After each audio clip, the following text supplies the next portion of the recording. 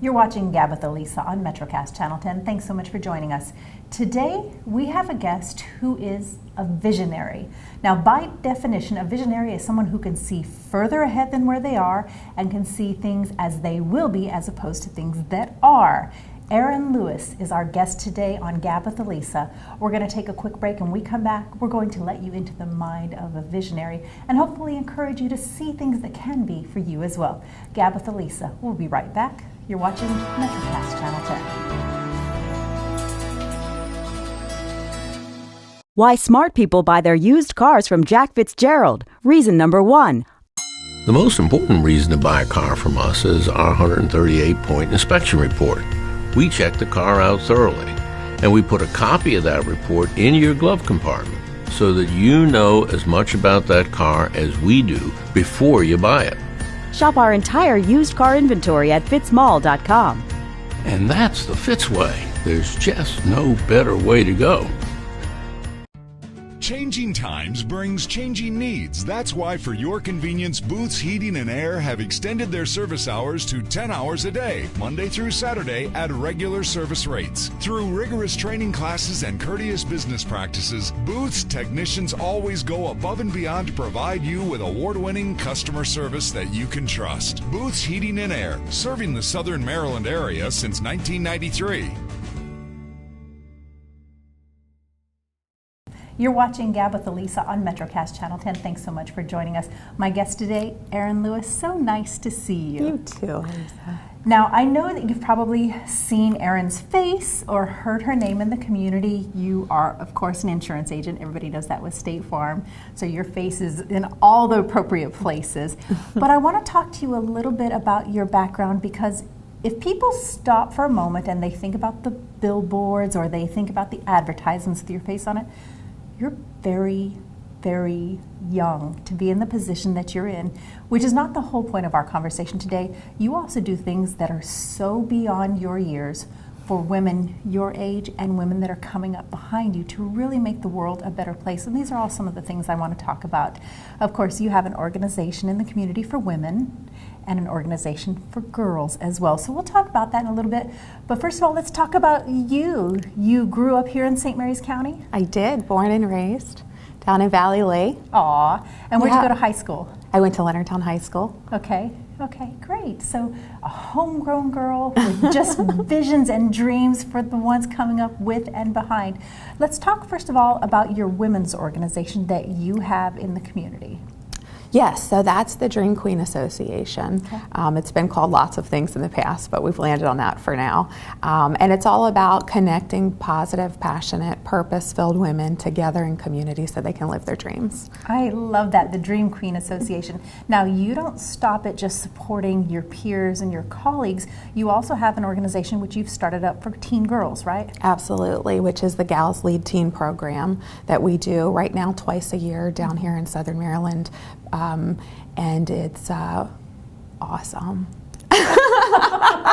You know, it's funny, I could tell you stopped for a minute and said, do I just tell it like it is or do I soft sell it? No, it is awesome because I've heard about your girls program. We actually did an interview in the past about your teen girls program, and it is awesome because being a teen girl, it's filled with so much. You have external things that happen. You have internal things. You have family. You have relationships. You're trying to figure out who you are. Don't forget the hormones that go along with all of that complicate it even more. Right. Some days you just don't know what is what. And that's what I love about your organization, because it really does give teen girls an anchor, if you will, while they're trying to get from point A to point B. But let's talk more about you and how you came to own your own insurance agency, how you came to start these organizations. Usually when somebody does big things like that, and particularly at a young age, there is something going on inside of them. They have an incredible drive. Was there a pivotal event or a dramatic moment in your life that you think was really the place where you can look back and say, my life is just going to be so much more? Yeah, so I remember I was in middle school, so it was 12, 13 years old, and I grew up in a family there where money was tight. We had 3 kids. My dad worked primarily to support the family. My mom waitressed and then had jobs, receptionist kind of jobs, initially while we were growing up. And so funds were limited, and there always seemed to not be enough to go around. So you can imagine being a 7th grade girl going into middle school. And at that point I had glasses, I had these glasses that I felt so dorky in, and then I had these clothes that never felt very pretty, and so there was a lot of shame around coming from the background that I had. And what I've grown and realized even at that point, there was a lot surrounding this, but I remember clearly one day making a decision that I was not, because I knew what I didn't want, because it was so fresh and around me, it helped me to know that I just wanted something different. And I didn't always know what different was. Right. I'm grateful that later that became very clear for me, and we can talk about it if you want to. But middle school and that moment of not wanting to feel so different from all the other kids, which I think is a normal thing. Every middle school kid that's not popular knows how challenging that can be. Absolutely. And how challenging it can be on your self-esteem and your confidence, and you just feel a little worthless, which, is so not the case when you get older and you realize, oh gosh, that was so just part of defining who I was, and there was so much about me I needed to learn as a result of going through that. But while you're living in it, it's awful. Sure. How do you think that you realized that in middle school, maybe you didn't know what could be, but you knew what you didn't want to be any longer? Because I don't know that a lot of young people have enough self-awareness to realize that there's more, there can be more, I can do something about that. Well, I think that's a God-given talent. I don't know, because honestly, I see that often at this point, looking back, as being a dreamer, as I would call it, visionary, as you would say it, is just who I am. I have always, even in situations where I wasn't necessarily making the best choice for myself, always knew that down the road it was going to be better, or that down the road the results might change, or that I could make a different decision, I could make different choices. That's probably really part of my mission, is because I think, and it's taken me a long time to realize that that's not something that everyone else has, but is definitely an equality for me. And you can share that. And that's exactly what I do share. That's great. Yes. There's a commercial on television right now. It's on national TV, and it's for a nationally known university, and they have a very well-known speaker, and the speaker gets up to promote the university. He says, there's been many times throughout my life I've had to reinvent myself. I've made a decision and gone forward with it and said, oh, this might not be what I want to do, and I've had to reinvent myself. And I think it's important because you touched on that a little bit, that when you were in middle school, you didn't like what was, so you started moving forward with, I want things to be different, but it wasn't a straight line for you. You made a lot of different choices and said, oh, no, and you've changed course a little bit. And I think that sometimes young people get stuck saying, I know exactly what I want to be, and assume it's going to be straight line, or they have no idea and don't know what to do next. Absolutely. And there's something, you said reinvention, which is a word I often use when I'm talking to my colleagues in the insurance business, and along with the Dream Queen Association that I run. But reinvention is such a key piece for the success I've been able to create. I noticed for me, it's a pattern of every 2 years. Every 2 years, I'm reinventing, recreating. It makes it difficult to be in relationship with me, I think. Well, my husband definitely would say that. Okay, who's Erin today? But the reality is, I love to grow. I love to expand. I love the possibilities of what I don't yet know. Okay. Which is, I guess, part of that visionary thing that you were talking about earlier. But it's been fun. I never get bored, and if I do, I know it's my time to retune, re-engage, refigure out, and reinvent. Well, I think that's good advice, by the way, for teens, middle-aged, adults. Life. Exactly. Life. Exactly. There comes a point when you need to reinvent. Well, you have a really funny story about your athletic prowess in high school. We're going to take a quick break. Speaking of reinvention, when we come back, we'll talk some more with Erin Lewis. You're watching GAB with ALisa on MetroCast Channel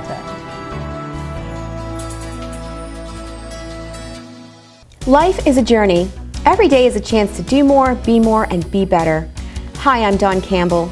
Join me on this journey to be your best, whether you're working in a cubicle, managing a full house, or entering a new chapter of life. If you feel good, you look good, inside and out. Join me each week for Be Your Best on MetroCast Channel 10. We can do it together. Be Your Best is brought to you by Burris's Old Town Insurance, an independent agent representing Erie Insurance Group.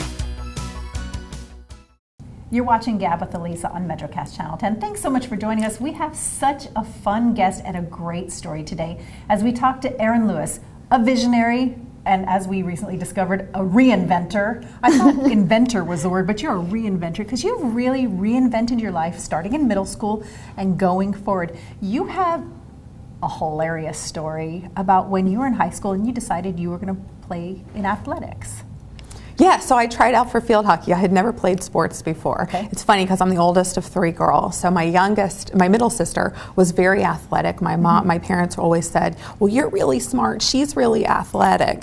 Right? So I took that on and in high school thought, well, let me just try and do field hockey, which I did for about a year and a half. It was fun. I wasn't the best athlete out on the field. Stopped, decided to do student government and, SGA, SCA, all that kind of leadership stuff. Go figure. But I like the story because you said I just wasn't very good at it. But I want to come back to a poignant point in a moment because you talked about how unintentionally, but as parents, we give our kids labels, and those labels kind of stick in their mind. So I want to come back to that in a moment.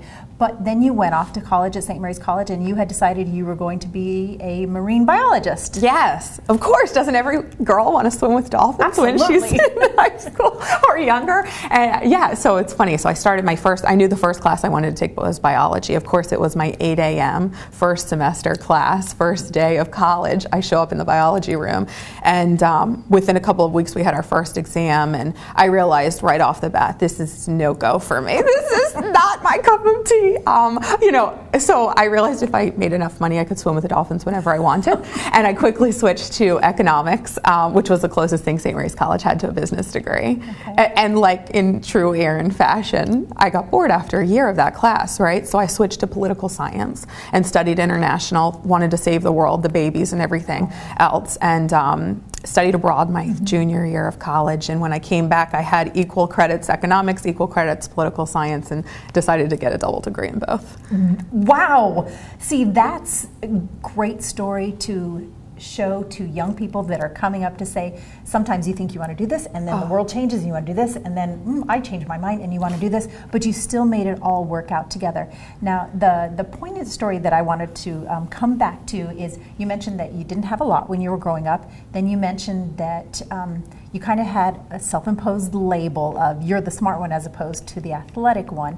All of these things have led up to a place in your life where you have realized that intuitively you have this skill to be able to look something and say, no, and go this way, or to see, yes, and what's this far down the road.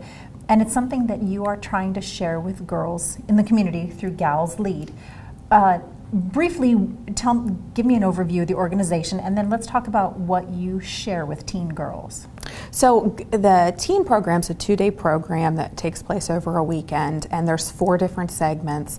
The essence of the program is all about helping girls at a young age to tune into their truth, if you will. I mean, if that makes sense. I know you understand what that is, but the truest essence of who they are and how to trust that part, because what I have learned is when you know that part of yourself and when you tap into her, she will guide you and provide the best direction, rather than trying to take in all the external influences that are out there, which there are so many, that it gets hard to hear the voice inside. And what I have learned, and has been very true for me over the last 10 years, is that when I honor the voice inside, when I honor me and the truth and my soul's path and purpose, I create great results. Not just great results, but they're not they're not selfish results. They are all about everybody around me. You know, I think as women in particular, but people who are following their truest path, it's not about you, it's not self-serving, it's very much for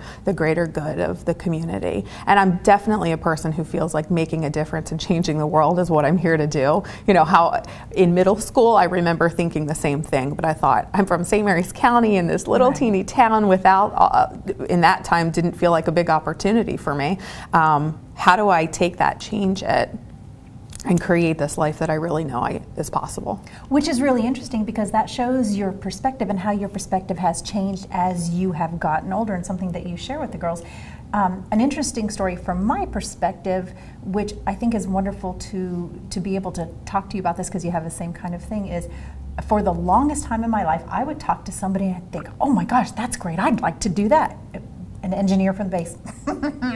If you met me, never. Or I would talk to somebody in agriculture, I'd talk to somebody like you, and I think, oh, I really want to do that. I love the way that sounds. And then several years ago, I realized it's not really that I'm interested in those fields. I'm very interested in people who are passionate about what they do. And I discovered within me that I genuinely like people who like what they do. And your enthusiasm for what you do, which you are completely gifted to do, is very exciting to me. And I think we live in a really wonderful time for young girls right now because society expectations, cultural expectations are different. It's okay for a young lady to decide, I want to change the whole world and I want to do it the way that I was created to do it. And that's great because I think it's going to be a lot less confusing for girls in future generations as they're growing older. But we still have a big disparity in incomes and backgrounds and what have you. How over 2 days do you take girls who come from this zip code or that zip code or this school or that school, this kind of a family structure, this kind of a family structure? How do you take them in 2 days and say, you, just you, have everything inside of you to be an amazing human being? That's a great question. And I think the simple answer is when you can honor the divinity in you, you can honor it in someone else. And so we just create, by nature of being who we are, we create a safe space where the girls have the ability to open up. And I think what happens in that safe space is they feel seen and heard and appreciated, maybe in a way they haven't in their whole life.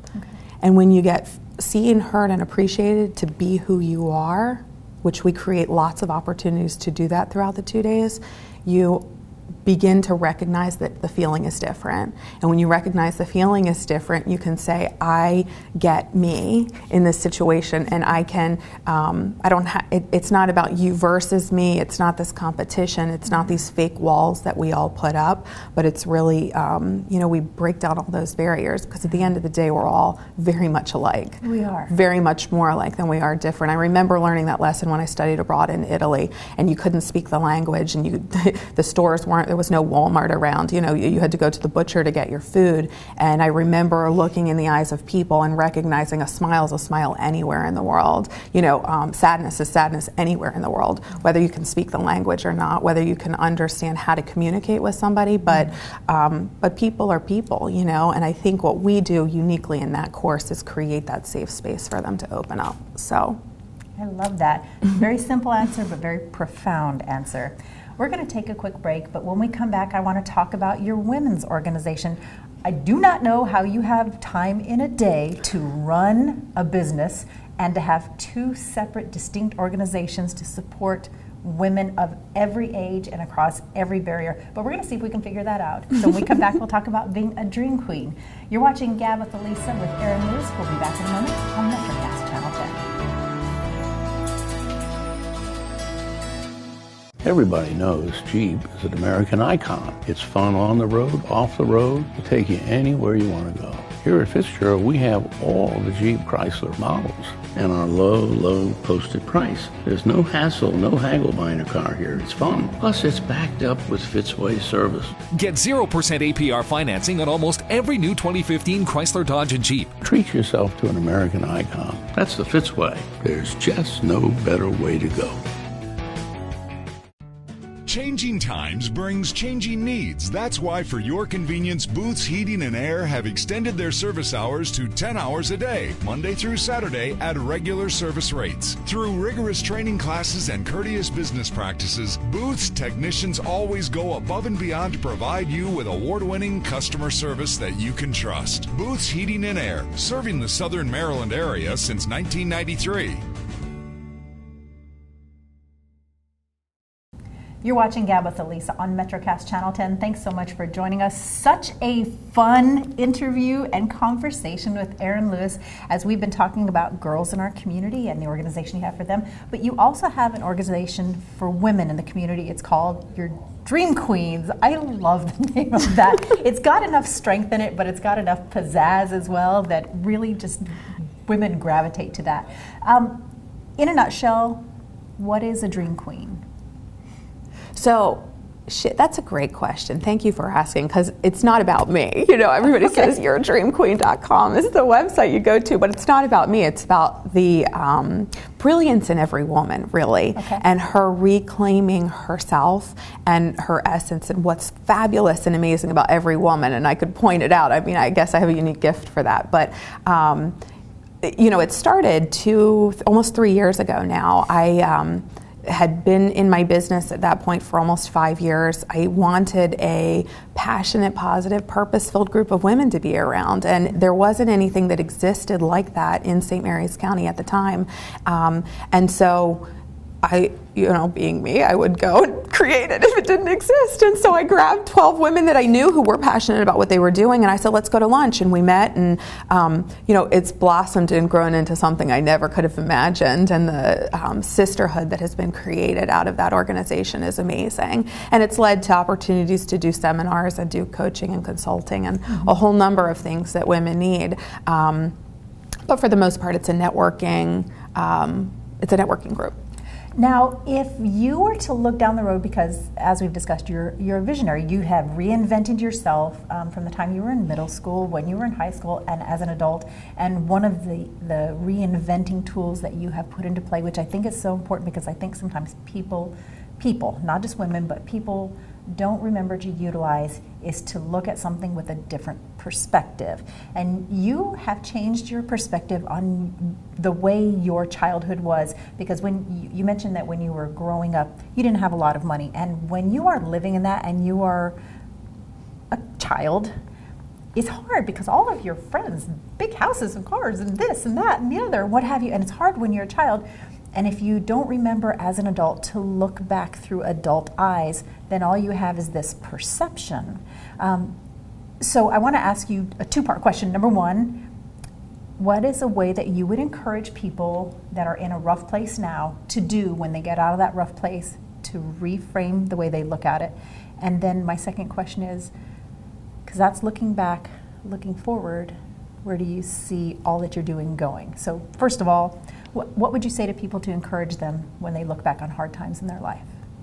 You know, I think hard times create you, if you can see it properly, can create great perspective on why you went through it. And so my number one tool for that is gratitude.